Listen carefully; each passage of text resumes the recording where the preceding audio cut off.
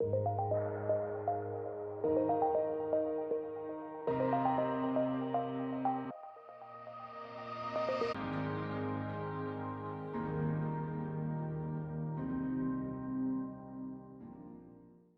is this the case? Well, I would argue to a very large extent it's because we miss having the conversation about what does adaptation do?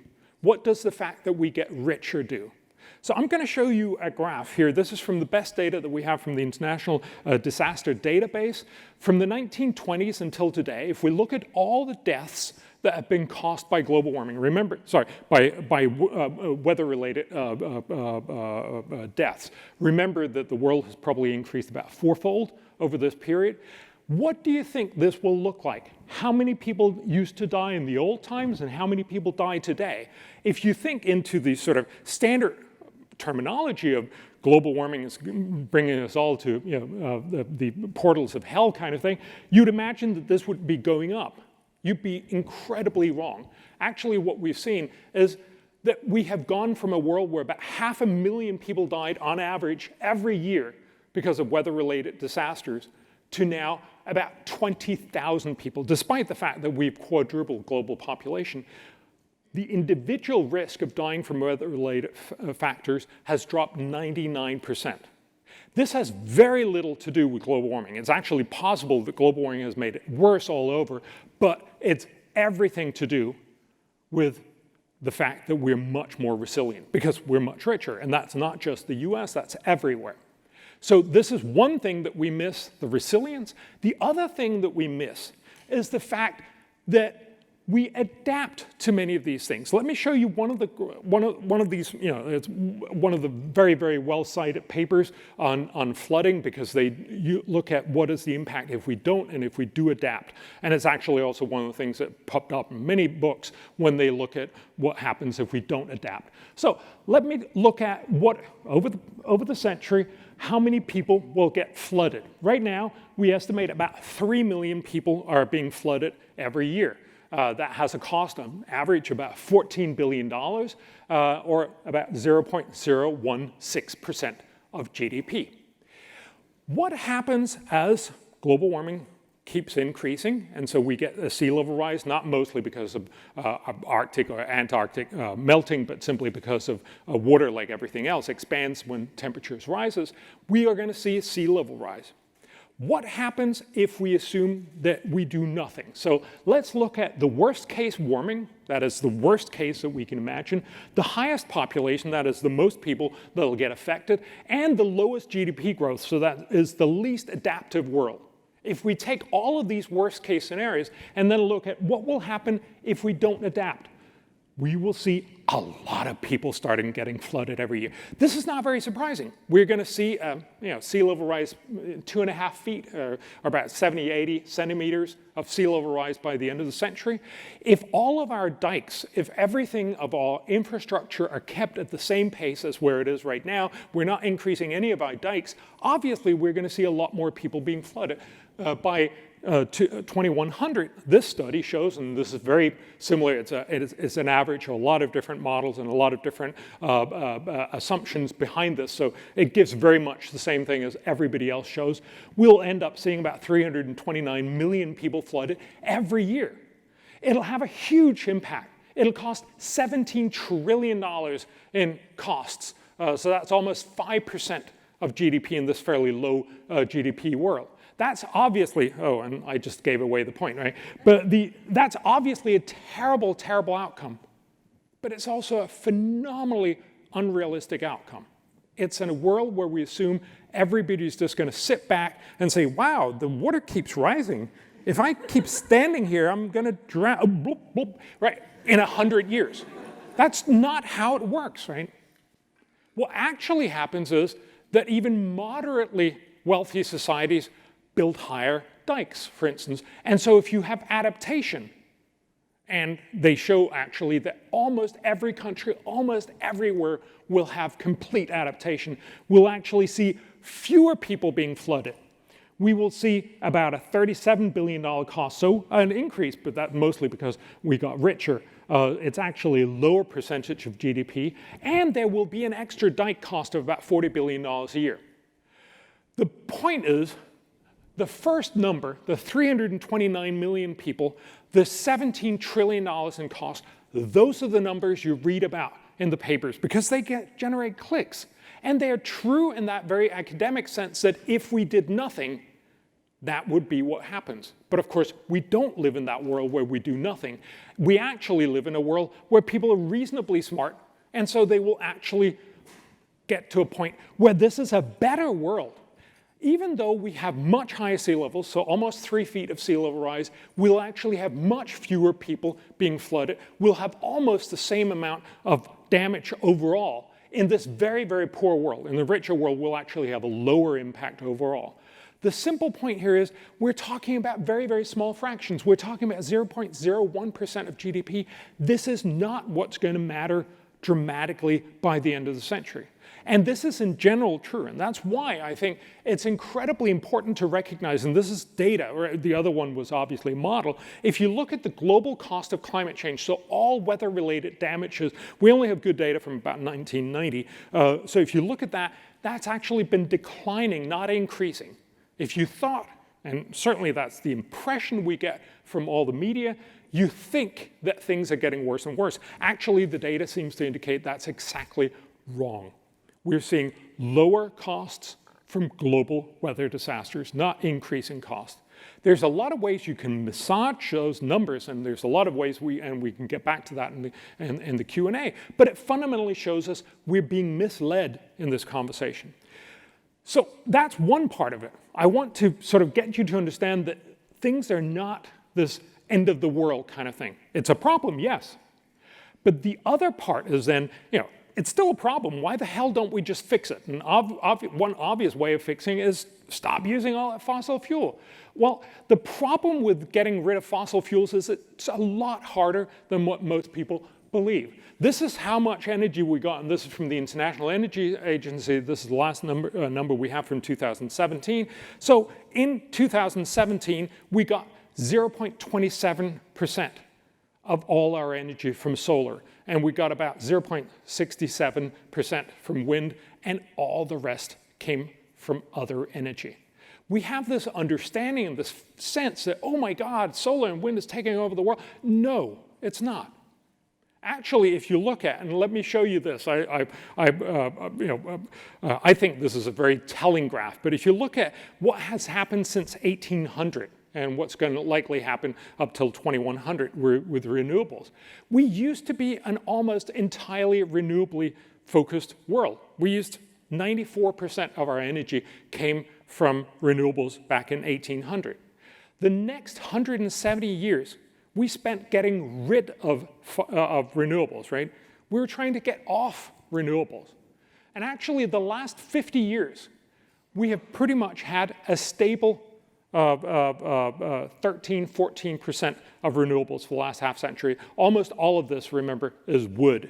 This is mostly wood in developing countries that burns terribly inside and pollutes and kills a lot of people. Today, we're still at about 14%. If you look at some of the predictions, this is the IEA, so the International Energy Agency, they have one prediction if we totally do everything we promised in the Paris Agreement, and then they have a more realistic outcome, we'll see slight increases up till 2040. The UN Climate Panel has 5 official scenarios of what the world is going to look like till 2100, and obviously there's a huge amount of uncertainty this, but if you just take a look at them, what you see is even by 2100, we're unlikely to be more than 45%. And this is the very greenest scenario. All the 4 others will be down in the 20s. So what you really have is a situation, if you just zoom in on this, is a world where it's very likely by mid-century that we will have less renewable energy in percentage than we had in 1950. That's very, very counter to what most people think. It's certainly very counter to the idea that we get constantly that they're winning and they're taking over the world right now.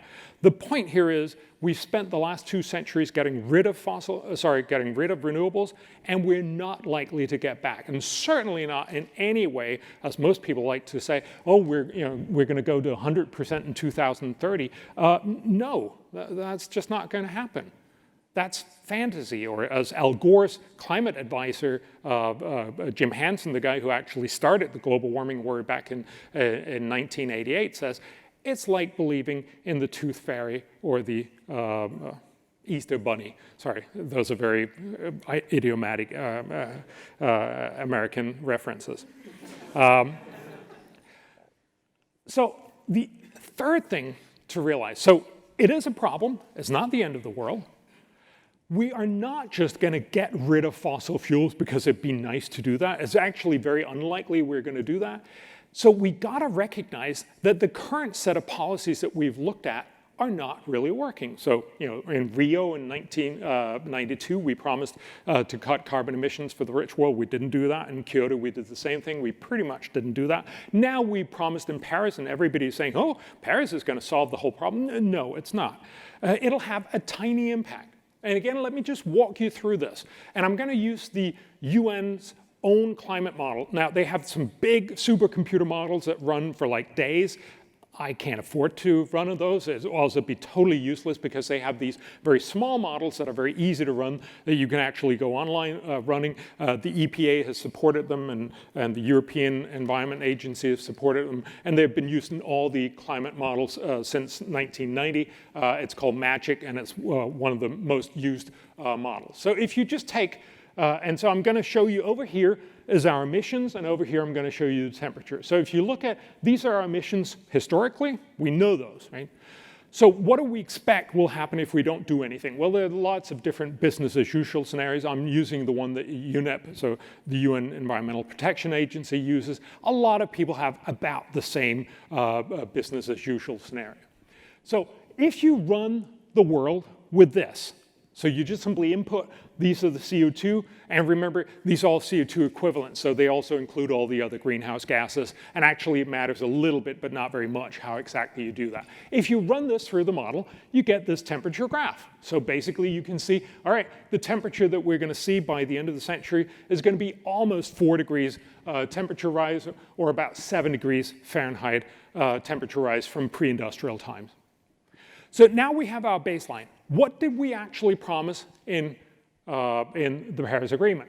Well, this is the triangle we promised. If everyone does everything they promised, also all the conditional promises, also, of course, if the US was actually going to do what they promised, which clearly right now they're not going to, if everybody did this. Again, this is not me saying it. It's actually the ones that organized the Paris Agreement, sorry, the Paris meeting, the UNFCCC, so the Framework Convention for Climate. They made that estimate. It sums up to about 56 gigatons of CO2. So that's just simply the area of that little square. I'm just going to put up 56 up there because it's going to be important to compare on later. If you just run that, so just run with that reduction, what will be the impact? Well, you can just run it through the model. And here you see, this is the difference. It's really hard to see the difference, right? Because it's only 0.04 degrees. Now, in some way, that may be a little unreasonable. Remember, this is actually hard to achieve, and I'll show you just in a bit that we're not actually living up to it. But if you imagined, maybe you'd imagine, well, surely we'll continue to do what we promised in Paris for the rest of the century. That's actually a huge commitment. But let's just see what would happen if we extended this for the rest of the century. Remember, nobody's actually promised that.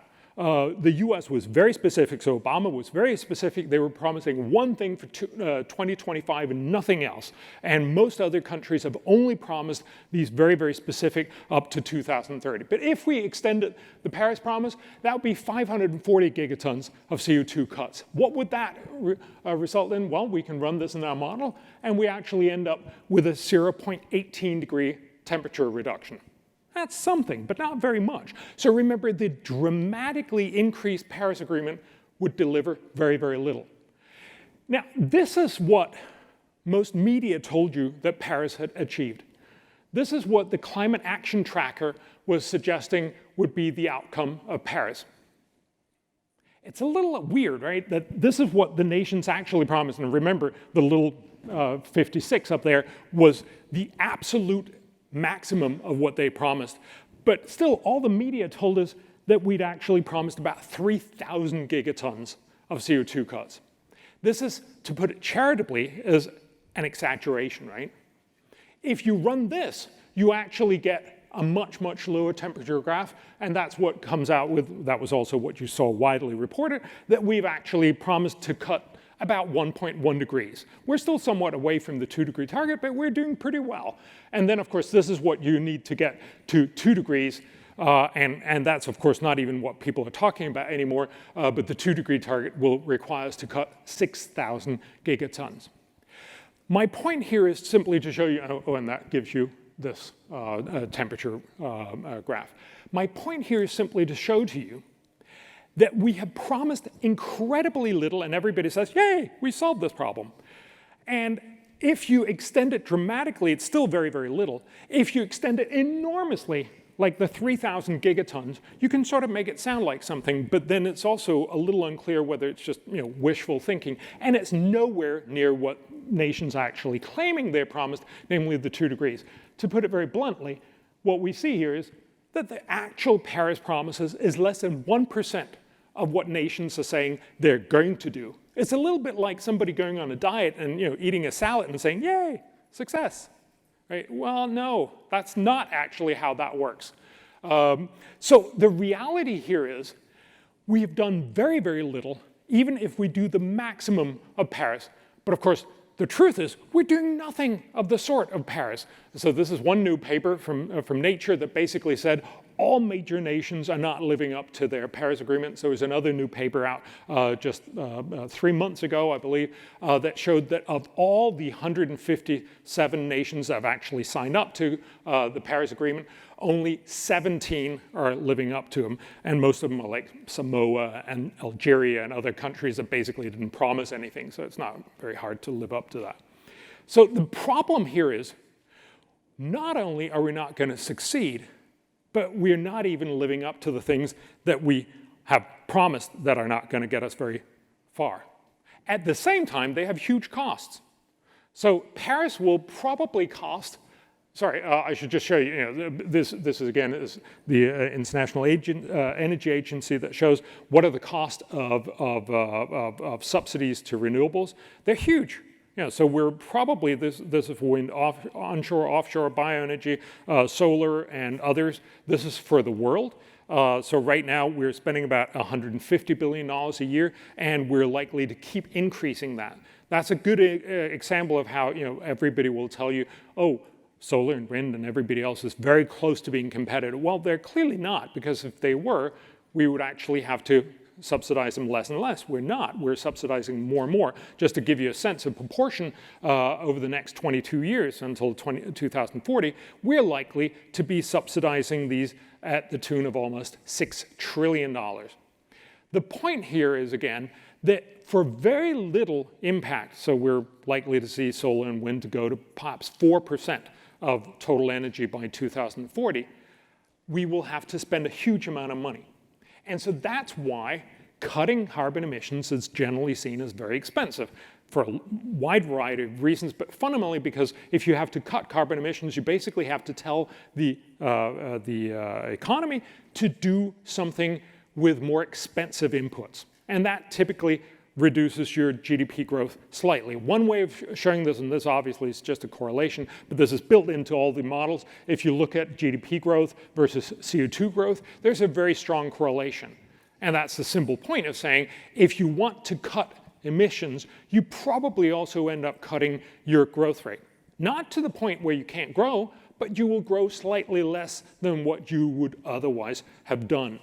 And that's why if you look at what are the costs of Paris, again, I did some of the first estimates of this using the Stanford Energy Modeling Forum, which is typically considered the gold standard. They incorporate all the major models. I also use the ASIN modeling exercise because that's the one that's done for China and a few others. So basically looking at the cost in terms of what is the cost in GDP growth reduction. So basically because you make energy slightly more expensive, you get slightly lower growth rates, and that has a compounding impact that eventually turns out to be real costs.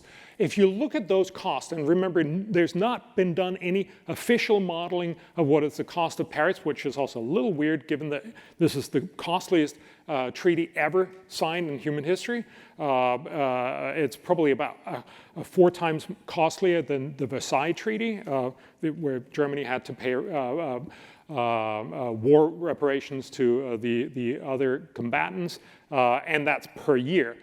So if you look at the total cost here, we estimate that for the US, if the US was actually going to do the Obama promises, and in the most effective way, the cost would be, and that would be through a carbon tax, that would be $154 billion a year. For the EU, it would be about $300 billion for China. And remember, China is very, very hard to predict. Some models show it has almost no cost. Some models show it has a huge cost. And that's mostly because we have very, very little sense of what is the baseline of China. This is the average of all the models, but there's no good reasons for believing that that's a very accurate estimate. For Mexico, we have very good estimates. It's about $80 billion. And we don't have estimates for the rest of the world. This is about 85% of the world. So I've just simply assumed that the rest of the world has the similar cost per ton of CO2. That adds up to almost $1 trillion a year by 2030. Now, we also have good evidence that shows if you don't do this in the most effective way, which no climate policy has ever been done, we have lots of evidence that show that climate policies are typically pretty badly implemented, and that means they're about twice as expensive. If they're twice as expensive, not surprisingly, the cost just simply doubles. So it's between $1 and $2 trillion a year. The cost of Paris is $1 to $2 trillion a year. You will get very little from it. So how much will it actually do? Well, we know it cuts 7.5 gigatons of CO2 per year. It'll cost $1 to $2 trillion. We also know what is the value of cutting a ton of CO2. That's what the social cost of carbon is. This is the latest estimate from the Obama administration. Again, I probably think that that's too high, but let's just go with it. It's about $50. The total cost is somewhere between $123 to $246 per ton. So that means every dollar spent will do about 20 to 40 cents of climate benefit. That is, it'll avoid further damages down the line of 20 to 40 cents. That's a bad deal for the world. And that's the real problem. Not only are we promising things in the back of arguments that the world is coming to an end, but we're also doing it really, really badly. That's why I think we should start having a conversation about how can we do this better.